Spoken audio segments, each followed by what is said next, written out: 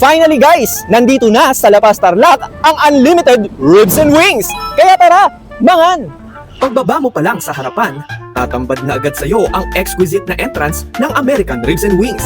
Talagang maaliwalas, Instagram-worthy at sobrang sinasadyang puntahan para sa ultimate food trip. Yes. At alam mo ba, parang may nagsasabi sa'yong, relax ka lang ha, dahil soon, bubuhos sa'yo ang pinaka-epic na feast ng buhay mo.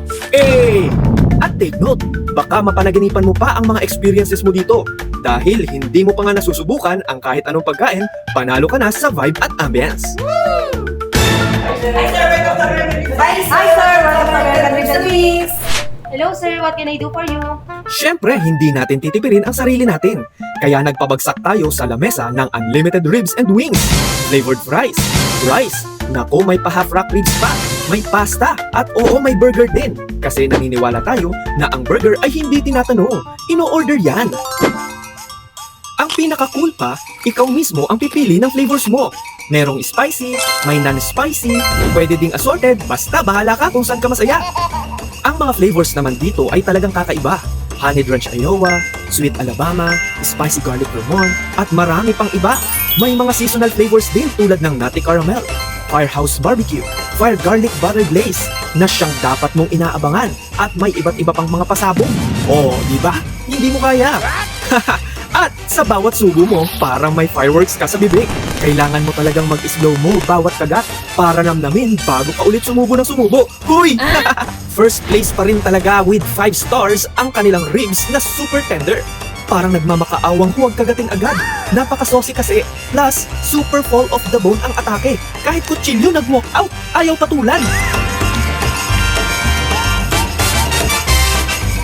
Yung wings naman, naku, hindi ka mauumay.